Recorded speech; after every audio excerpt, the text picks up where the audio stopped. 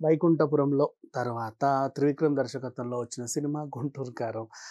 See అతడు కమర్షియల్‌గా అంతగా సాధించకపోయినా అంటే డబ్బుల పరంగా. హ్మ్. 'కలేజా' థియేటర్లలో ఆడకపోయినా నిజంగా చెప్పాలంటే అతడు అసలు ఎన్ని ఛానెల్‌లో రిపీటెడ్‌గా వందల సార్లు ఏసినా చూస్తానే ఉంటారు జనాలు. అంటే ఆ సినిమా అలాంటిది. అంతే ఇంకంత మించి ఇప్పుడేసినా చూస్తాం మళ్ళీ 'అతడు' సినిమాని.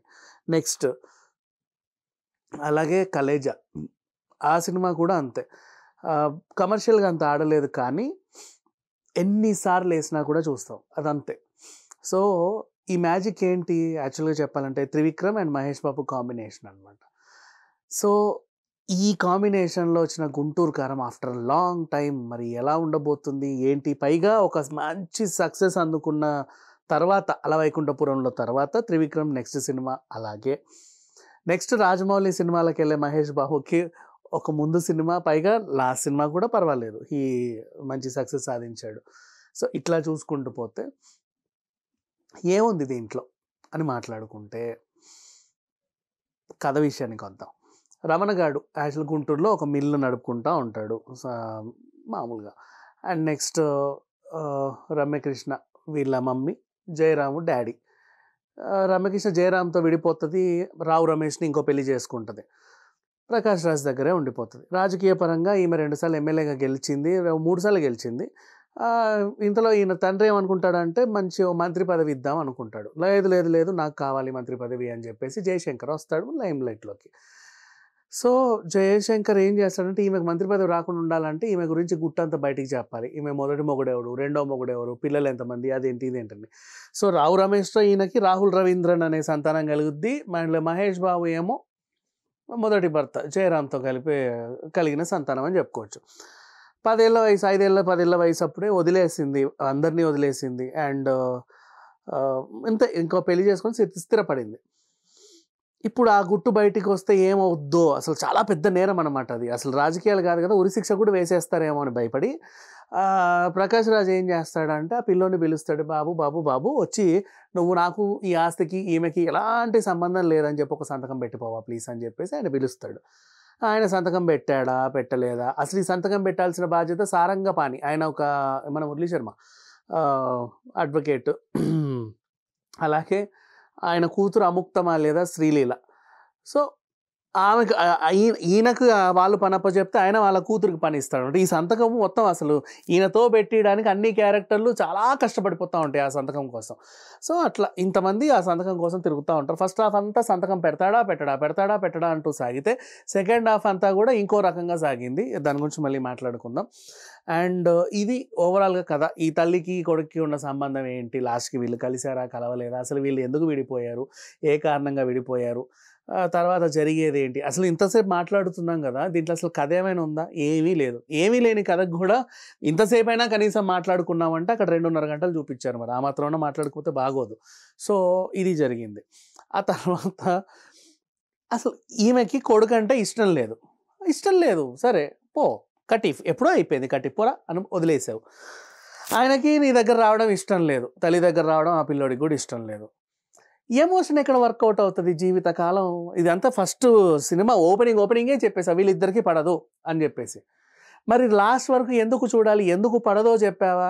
అది పోనీ చెప్పావులే కన్విన్సింగ్‌గా చెప్పావా? అది లేదు. ఏంటో అసలు మంచి డైలాగులు చెప్పాలంటే తల్లి, కొడుకుల మధ్య ప్రేమ అంటే బాగా డెప్త్ ఉన్న ప్రేమ. ఇంకా చెప్పాలంటే 'బాహుబలిలో' మన శివగామికి అండ్ ప్రభాస్‌కి ఉన్న ప్రేమ ఉంటది చూసావా? అంతకు మించిన ప్రేమ దీంట్లో ఆయన కథలో రాసుకున్నాడు. కానీ తెర మీద చూపియలా. రాసుకున్నాడని ఎందుకన్నానంటే నిజంగా ఒక డైలాగ్ ఉంటది. గడ్డం ఎందుకు పెంచా అని అడిగితే లవ్ ఫెయిల్యూర్ అంటారు. అమ్మాయి ఎవరు అని అడిగితే నువ్వే అంటాడు. అమ్మ దూరమై అంటే అమ్మ ప్రేమ దూరమయ్యి గడ్డం పెంచాడు. అంటే అమ్మాయి ప్రేమ దూరం అయితేనే గడ్డం పెంచుకోవాలా? బాధపడాలా? అమ్మ ప్రేమ దూరం అయితే మాకు బాధ ఉండదా? అనే ఒక డెప్త్ ఫీలింగ్ అనమాట. ఇంత బరువైన డైలాగులు ఉన్న సినిమాలో మీ ఇంట్లో గుడ్లు మీరు పెడుతున్నారా? కోళ్ళు పెడుతున్నారా? అర్థం కావట్లేదు అనే నాసిరకమైన డైలాగులు కూడా ఉన్నాయి. ఇంకా చెప్పాలి అంటే కరెక్ట్ టైంకి పడని అద్భుతమైన డైలాగులు కూడా ఉన్నాయి. ఇంక చెప్పాలి అనుకుంటే అట్లాంటివి చాలా బోల్డ్ 1, 2 అని చెప్పు. ఎందుకు డైలాగ్ గురించి మాట్లాడుతుంటే మాటల మాంత్రికుడు అన్నాడు కాబట్టి మాటల మాంత్రికుడు మాటలేమి రాయలే అనమాట. సో మాటలు రాస్తుంటే కనీసం డైలాగులు పేలేవి. అందుకని చెప్పి నేను రాయలేదు.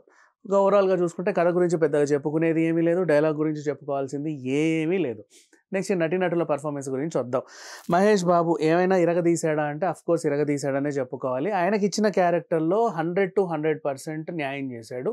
ఆ క్యారెక్టర్‌లో పరకాయ ప్రవేశం చేసి నిజంగా తనను తాను ప్రూవ్ చేసుకున్నాడు. నెక్స్ట్ ఇంకా శ్రీలీల ఆమె గురించి ఎంత చెప్పినా తక్కువే. డాన్స్‌లో ఆమె మంచి ఎనర్జీ కొనసాగించింది. ఈ సినిమా అంతా ఆమె స్టెప్పులేయడానికే సరిపోయింది. కొన్ని సందర్భాల్లో మహేష్ బాబు పక్కన ఆమె కనబడతా ఉంటది. ఎందుకు కనబడుతదో కూడా అర్థం కాదనమాట. అట్లా కనబడింది. నెక్స్ట్ ఇక ఆ అమ్మాయి పాపం ఎందుకు పెట్టుకున్నారో తెలీదు మీనాక్షి చౌదరిని. జస్ట్ అట్లా పరిమితం అయిపోయింది. అంటే ఈయన వచ్చినప్పుడల్లా ఈయనకి మందు పోయడము, అన్నం వడ్డించడం, ఒకానొక సందర్భంలో ఒళ్ళు పట్టడం, దీనికి సంబంధించి ఇంక ఆమెకి క్యారెక్టరే లేదు. అండ్ మురళీ శర్మ పోన్లే ఆయనకి ఇలాంటి క్యారెక్టర్లు చేయడం వెన్నతో పెట్టిన విద్య బాగానే చేస్తాడు. అలాగే చేశాడు. జయరామ్ అంటావా ఒక గది, ఒక కిటికీ అనమాట. ఇట్లా చూస్తా ఉంటాడు. దానికే సరిపోయాడు. అంటే ఇది ఎట్లా చెప్పాలి తెలుసా?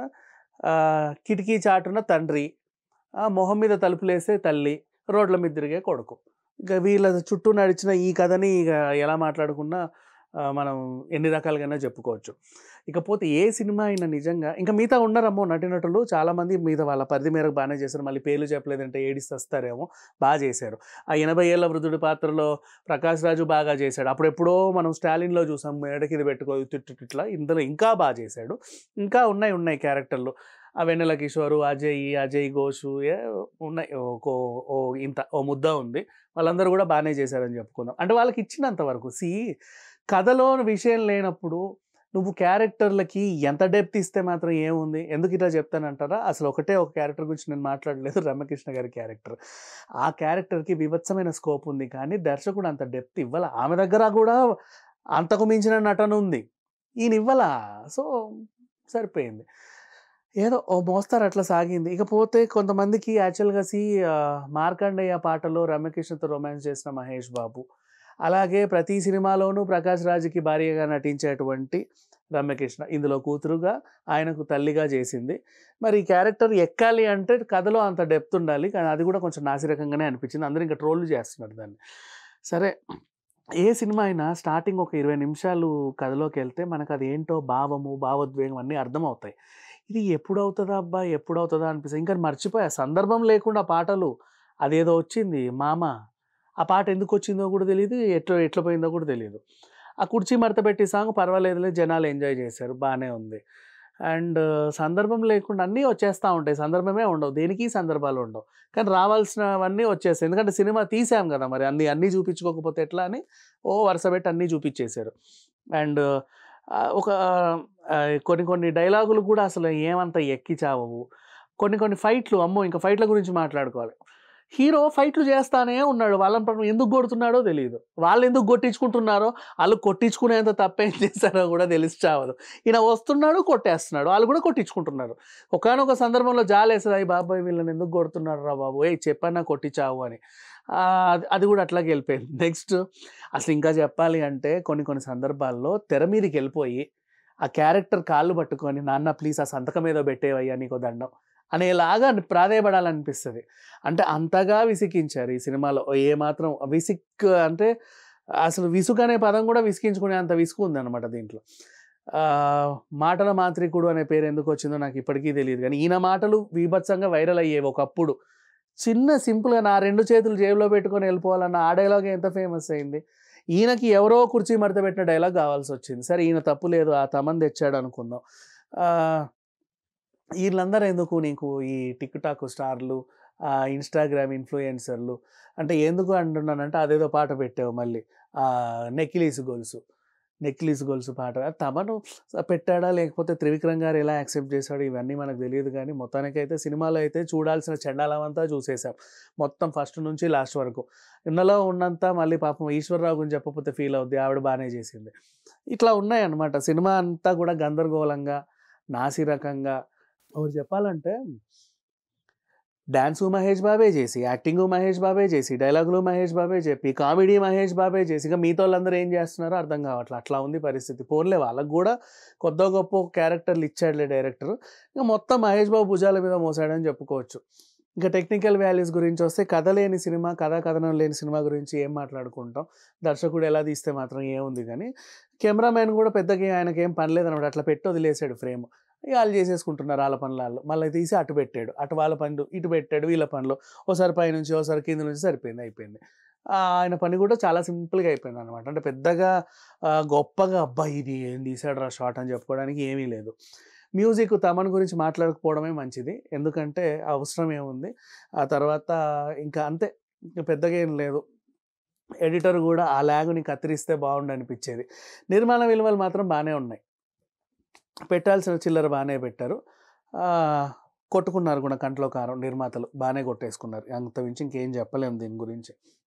ఈ సినిమాకి నేను రేటింగ్ ఇవ్వాలంటే 1.5 ఇస్తాను. పైగా ఇంక బాటమ్ లైన్ ఏమన్నా చెప్పాలనుకుంటే కంట్లో కారం కొట్టేసింది. మన కంట్లో కారమే, ప్రొడ్యూసర్ కంట్లో కారమే. ఈ ఎక్స్‌పెక్టేషన్స్‌తో ఎళ్ళిన అందరి కళ్ళలో కారం కొట్టింది. గుంటూరు కారం చాలా ఘాటుగా కొట్టేసింది. కంట్లో సినిమా దాంట్లో తెర మీద ఏమీ లేదమ్మా. మీరెవరైనా సరే ఈ సంక్రాంతికి గుంటూరు కారం వెళ్ళాలి అనుకుంటే దయచేసి హనుమాన్‌నే మళ్ళీ చూడండి గానీ, గుంటూరు కారం వెళ్ళాల్సిన అవసరం అయితే నాకు పెద్దగా ఏమి అనిపించదు. ఎందుకంటే పండగ సీజన్‌ని పాడు చేసుకోవడం ఎందుకు? అంచనాలు పెట్టుకొనెళ్ళి. సో, ఇంతకు మించి ఇంకేం లేదు చెప్పడానికి. Thank you so much.